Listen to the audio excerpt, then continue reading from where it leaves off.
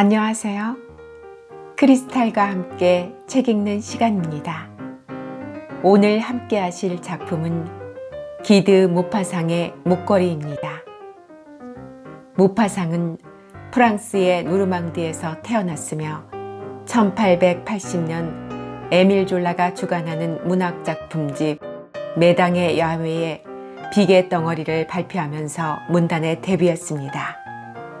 그는 창작생활 10년 동안 장편 6편과 단편 300여 편, 그리고 희곡과 시를 썼습니다.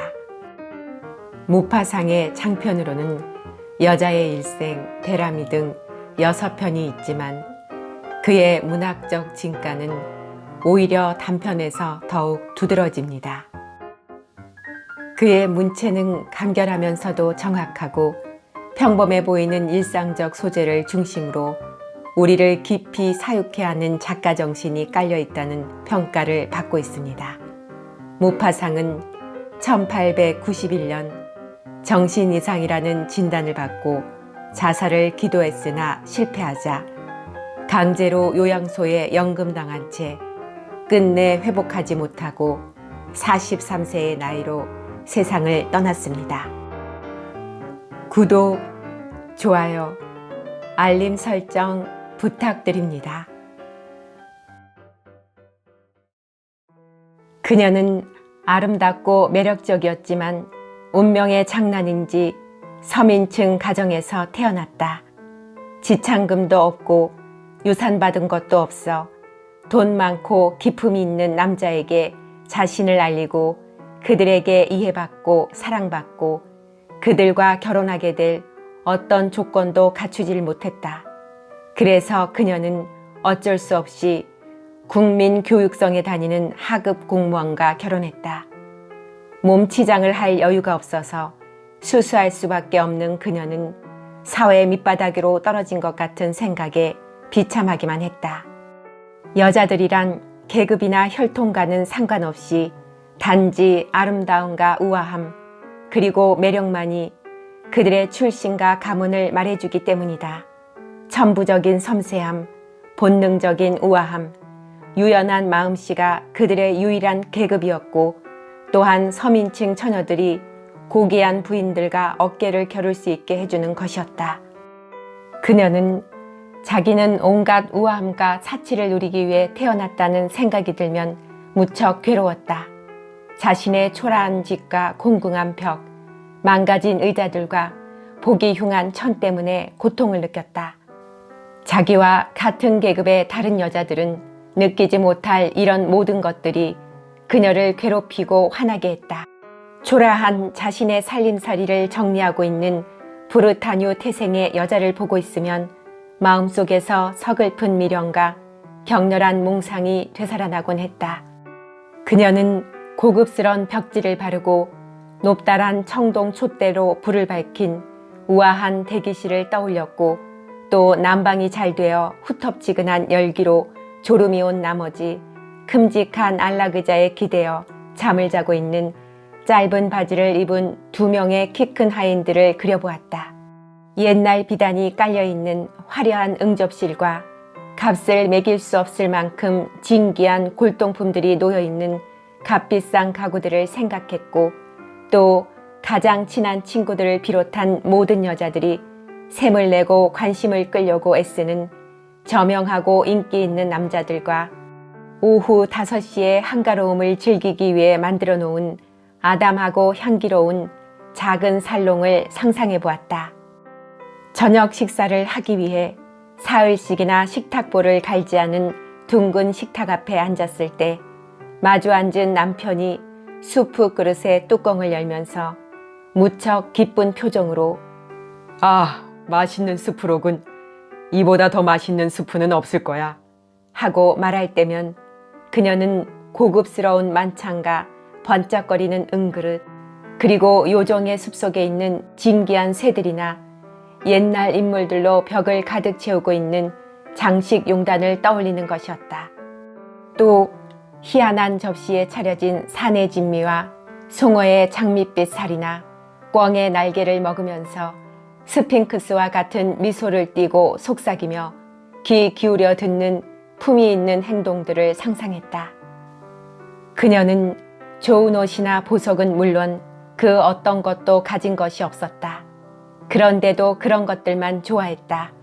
자신은 그런 것들을 위해 태어난 것 같은 생각이 들었다. 그녀는 너무나 사랑받고 싶어 했으며 매혹적이고 싶었고 그래서 어디서나 인기를 얻고 싶어 했다. 그녀에게는 부자인 친구가 한 명 있었다. 수녀원 부속여학교 동창인데 이제는 그 친구를 만나고 싶지 않았다. 만나고 나면 너무나 마음이 아팠기 때문이다. 그녀는 며칠이고 슬픔과 후회와 절망과 비탄에 빠지곤 했다. 그런데 어느 날 저녁 남편이 즐거운 표정으로 손에 누런 봉투를 들고 와서는 기쁨에 들뜬 목소리로 말했다. 자, 이 안에 당신을 위한 것들이 들어있어. 그녀는 서둘러 봉투를 찢고 다음과 같은 말이 인쇄된 카드 한 장을 꺼냈다. 국민교육성 장관과 조르주 랑포노 여사가 1월 18일 월요일 장관 관저에서 야회를 열 예정이니 루아첼 부부께서 참석해 주시면 영광이겠습니다. 남편은 그녀가 몹시 좋아할 거라고 기대했는데 뜻밖에도 그녀는 버럭 화를 내며 초대장을 탁자 위에 집어던지고는 투덜거렸다. 이걸 도대체 어떻게 하라는 말이에요? 아니 여보, 난 당신이 좋아할 거라고 생각했는데 당신은 별로 외출할 기회가 없으니 좋은 기회가 아니요? 아주 좋은 기회란 말이에요. 이 초대장을 얻으려고 얼마나 고생을 했다고. 사람들이 모두 원했거든. 아주 인기가 많았지. 근데 직원들에겐 조금밖에 돌아가지 않았어요. 당신이 그곳에 가면 관리들을 모두 볼 수 있을 거요. 그녀는 화가 난 얼굴로 남편을 쳐다보다가 참을 수가 없어서 울먹이는 목소리로 소리를 질렀다. 대체 뭘 입고 가란 말이에요? 그는 그런 것까지 생각하진 못했다. 그는 더듬거리면서 말했다. 극장에 갈 때 입는 옷이 있지 않소? 꽤 좋아 보이던데. 그는 울고 있는 아내를 보자 영문을 몰라 어쩔 줄 모르면서 입을 다물었다. 두 방울의 굵은 눈물이 천천히 입가로 흘러내렸다. 그는 입속으로 중얼거렸다. 왜 그러지? 도대체 왜 그러는 거야?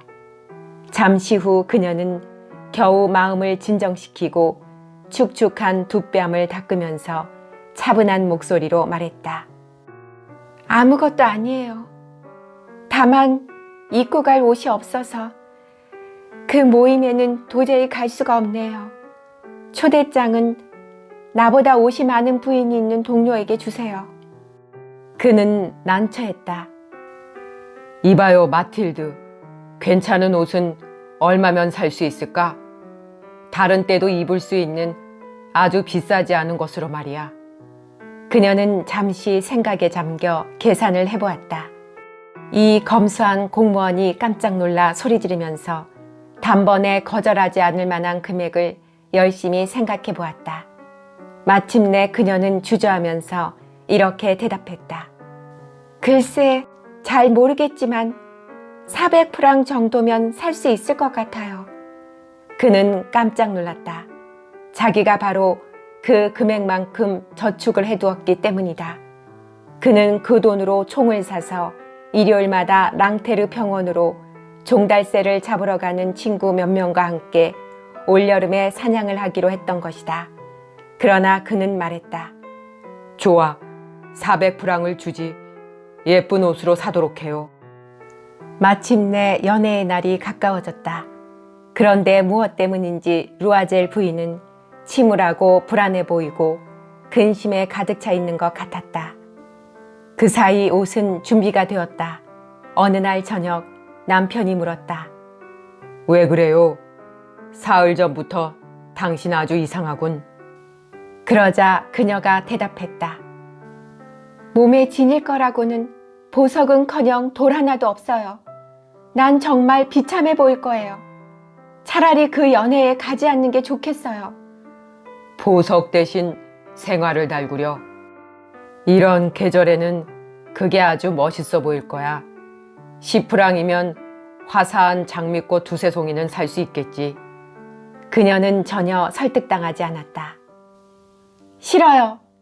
돈 많은 여자들 틈에서 초라한 모습을 하고 있는 것처럼 수치스러운 일은 없을 거야. 그러자 남편이 외쳤다. 당신도 참, 당신 친구 포레스트의 부인한테 보석을 좀 빌려달라고 해요. 그런 부탁쯤은 들어줄 정도로 당신과 가깝지 않소? 그녀는 기뻐 소리쳤다. 정말 그렇네. 그 생각을 전혀 못했어요. 이튿날 그녀는 친구 집에 가서 자기의 딱한 사정을 이야기했다. 포레스트의 부인은 거울이 달린 장롱 안에서 큼직한 보석 상자를 꺼내 뚜껑을 열어놓은 뒤 말했다. 여기서 골라봐. 그녀는 먼저 팔찌들을 보았고 그 다음에는 진주 목걸이들을, 그리고 금과 보석으로 된 세공 솜씨가 뛰어난 베네치아제 십자가를 보았다. 그녀는 거울 앞에 서서 장신구들을 달아보면서 그것들을 돌려줄 마음이 생기지 않았다. 그녀는 계속해서 이렇게 물었다. 다른 건 없어? 다른 거? 있고 말고 잘 찾아봐. 어떤 게 내 맘에 들지 모르겠구나. 갑자기 까만 공단 상자 속에서 눈이 부시도록 아름다운 다이아몬드 목걸이가 눈에 띄었다. 그녀의 심장이 걷잡을 수 없이 뛰기 시작했다. 그것을 집어드는 손이 떨렸다. 그녀는 깃을 세운 옷 위로 그 목걸이를 걸고는 자기 모습에 반해버린 듯 넋을 잃고 있었다. 그러다가 망설이면서 몹시 조심스럽게 물었다. 이거 빌려줄 수 있어? 이게 좋은데. 그럼 빌려줄게. 그녀는 친구의 목에 달려들어 열렬하게 키스를 했다. 그러고는 그 목걸이를 들고 도망치듯 나왔다. 연회의 날이 되었다. 루아젤 부인은 몹시 만족스러웠다. 그녀는 누구보다도 아름다웠을 뿐만 아니라 우아하고 맵시가 있었으며 미소를 짓고 기쁨에 들떠 있었다. 모든 남자들이 그녀를 쳐다보았고 이름을 물었으며 소개를 받고 싶어 했다. 비서실의 수행원들은 모두 그녀와 왈츠를 추길 원했다. 장관도 그녀를 눈여겨보았다. 그녀는 기쁨에 들떠 취한 듯이 황홀하게 춤을 추었다. 자신의 미모의 승리, 성공의 영광, 경의와 찬사, 잠에서 깨어난 그 모든 욕망, 한없이 감미로운 승리로 이루어진 행복의 구름 속에서 더 이상 아무것도 생각하지 않았다. 그녀는 새벽 4시경 그곳을 나왔다. 남편은 자정부터 3명의 다른 남자들과 함께 서늘한 작은 응접실에서 잠을 자고 있었다. 그는 외출할 때 걸치도록 가져온 옷을 그녀의 어깨에 걸쳐주었다. 그것은 평소에 입는 수수한 옷으로 화려한 야외복과는 전혀 어울리지 않았다. 그녀는 값비싼 모피로 몸을 감싼 다른 부인들에게 들킬까봐 얼른 그 자리를 도망쳐 나오려 했다. 루아젤이 그녀를 붙잡았다. 기다려요.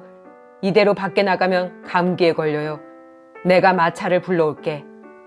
그러나 그녀는 재빨리 계단을 내려갔다. 루아젤이 뒤따라 밖으로 나왔을 때 마차는 한 대도 없었다.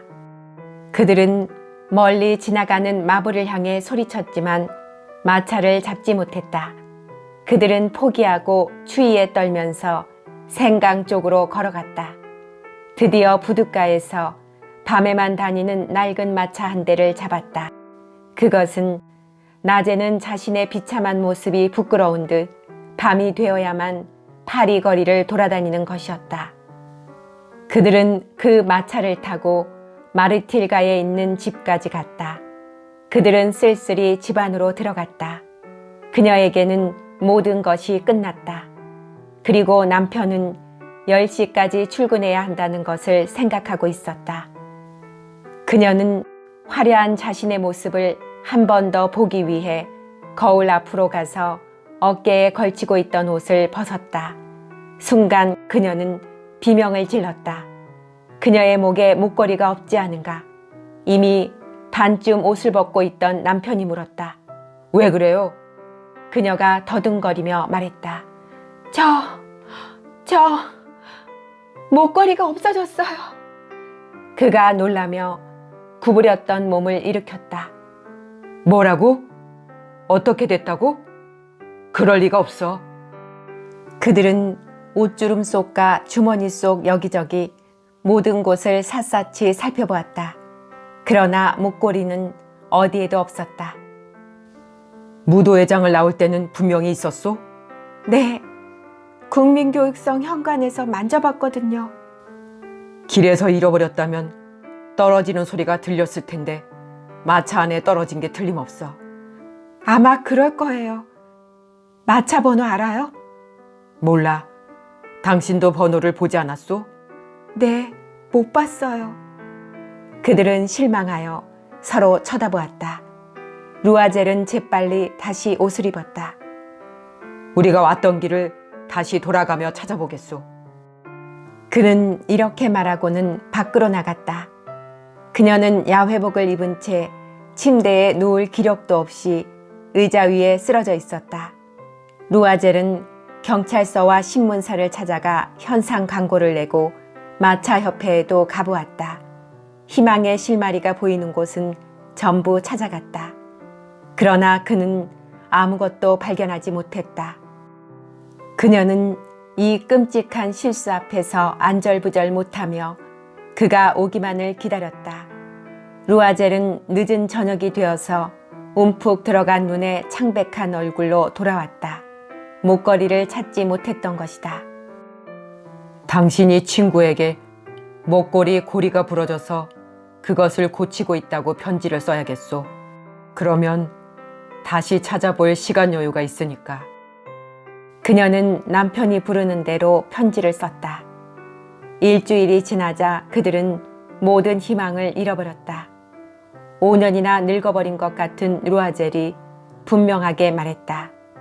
그 목걸이를 다른 것으로 바꿔 놓아야겠어. 다음 날 그들은 목걸이가 들어있던 상자 안에 이름이 적혀있는 보석상으로 갔다. 보석 상인은 장부를 들춰보았다. 저는 이 목걸이를 팔지 않았는데요. 아마 보석 상자만 팔았나 봅니다. 그들은 보석상 여기저기를 찾아다니며 기억을 떠올려 그와 비슷한 목걸이를 찾느라 애쓰다 슬픔과 고민으로 병에 걸렸다. 그때 팔레 루아얄의 한 상점에서 그들이 찾던 것과 너무나 비슷한 다이아몬드 목걸이를 하나 발견했다. 그 값은 4만 프랑이었다. 그러나 보석 상인은 3만 6천 프랑에 팔겠다고 했다. 그들은 사흘 안에 그것을 팔지 말라고 보석 상인에게 사정했다. 그리고 만일 2월 말 이전에 잃어버린 목걸이를 다시 찾게 된다면 그것을 3만 4천 프랑에 도로 물러달라는 조건도 붙였다. 루아젤에게는 아버지한테 물려받은 돈 1만 8천 프랑이 있었다. 나머지는 빚을 얻었다. 그는 이리저리 돈을 빌렸는데 한 사람에게 1천 프랑, 또 다른 사람에게 500 프랑, 여기서 5루이, 저기서 3루이를 구했다. 그는 어음을 발행했고 파산을 초래할 수도 있는 저당을 잡혔으며 고리 대금업자를 비롯한 모든 종류의 대금주들과 거래를 했다. 그는 자기 인생의 종말을 극히 위험한 일에 끌어들였고 이행할 수 있을는지도 모르면서 함부로 서약서에 도장을 찍었다. 그러고는 장래에 대한 번민과 앞으로 자신에게 닥칠 암담한 현실, 소소한 물질적인 궁핍과 온갖 정신적 고통에 대한 생각으로 무서워졌다. 그러나 그는 새 목걸이를 사기 위해 보석상으로 가서 3만 6천 프랑을 계산대 위에 내놓았다. 루아젤 부인이 친구 포레스티의 부인에게 목걸이를 가져가자 그녀는 언짢은 표정으로 말했다. 좀 더 일찍 갖다 줘야지. 내가 필요할 수도 있잖아. 그녀는 보석 상자를 열어보지 않았다. 루아젤 부인은 친구가 상자를 열어볼까 두려웠다. 만일 물건이 바뀌었다는 걸 알게 된다면 어떻게 생각할까? 뭐라고 할까? 자기를 도둑으로 생각하지는 않을까? 루아젤 부인은 궁핍한 생활의 끔찍함을 알게 되었다. 그녀는 곧 비장한 결심을 했다. 이 끔찍한 빚을 갚아야만 했다. 내가 갚을 것이다. 그녀는 하녀를 내보내고 집도 옮겼다. 지붕 밑에 고미다락에 새를 들었다. 그녀는 힘든 가사와 지겨운 부엌일을 알게 되었다. 설거지를 하고 기름때가 낀 사기 그릇과 냄비 밑바닥을 닦느라 분홍빛 손톱이 다 닳았다. 더러운 속옷과 셔츠, 걸레를 비누로 빨아서 줄에다 말렸다. 그리고 매일 아침 쓰레기를 가지고 한 길로 내려갔다. 물을 들고 계단을 올라갈 때는 숨이 차서 계단 참마다 쉬곤 했다. 그녀는 서민층 여자처럼 옷을 입고 바구니를 팔에 걸고서 채소 가게와 식료품 가게, 푸줏간에 갔는데 값을 너무 많이 깎아서 욕을 얻어먹으면서도 푼돈을 절약해 나갔다.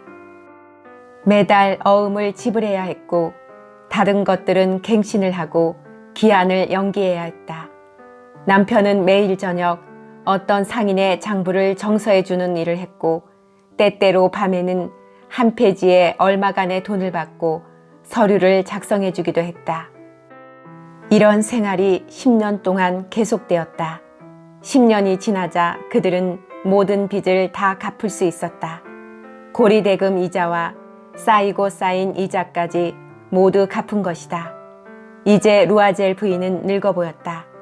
그녀는 궁핍한 살림 때문에 튼튼하고 억세고 거친 여자가 되었다.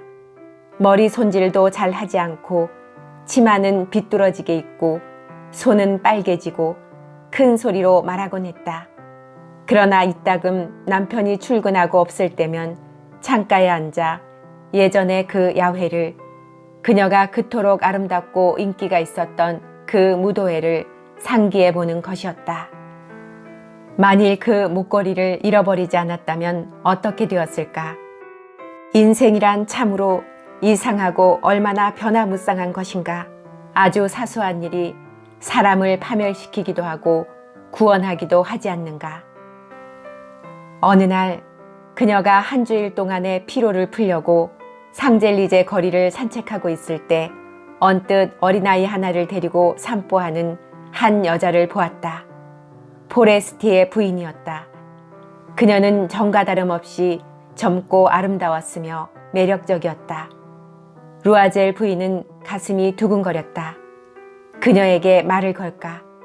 물론 그래야지. 이제는 빚을 다 갚았으니까 모든 것을 털어놓으리라. 말하지 못할 이유가 없지 않은가. 그녀는 친구에게 다가갔다. 안녕, 잔. 상대방은 그녀를 전혀 알아보지 못하고 이런 서민층 여자가 그처럼 정답게 부르는 데에 놀랐다. 그런데 부인, 난 모르겠는데 잘못 보신 것 같군요. 나야, 나 마틸드 루아젤이야. 어머나, 가엾은 마틸드. 어쩌면 이렇게 변했니? 그래, 너와 헤어진 뒤 정말 힘들었어. 아주 비참했어. 모두가 너 때문이야. 나 때문이라니? 그게 무슨 소리야? 전에 내가 국민교육성에서 열렸던 야회에 갈 때 내게 빌렸던 그 다이아몬드 목걸이 생각날 거야. 그런데 그걸 내가 잃어버렸었어. 뭐라고? 그거 나한테 다시 돌려줬잖아. 아주 비슷한 걸로 사서 너한테 갖다 준 거야. 그리고 우리가 그걸 갚는데 10년이 걸렸어. 가진 게 없는 우리로선 쉬운 일이 아니었는 걸 너도 알 거야. 이제야 드디어 끝났어. 그래서 매우 기쁘단다. 포레스티의 부인이 발걸음을 멈추었다. 내 목걸이를 잃어버려서 다이아몬드 목걸이를 샀단 말이니? 그래, 넌 그걸 몰랐을 거야. 그렇지, 아주 비슷했으니까. 그러고는 자랑스럽고도 순진한 표정으로 기쁜 미소를 지었다. 포레스티의 부인은 너무도 감동하고 어이가 없어 그녀의 두 손을 꼭 잡았다. 아, 가엾은 마틸드. 그 목걸이는 가짜였어. 겨우 500프랑밖에 안 하는 거였는데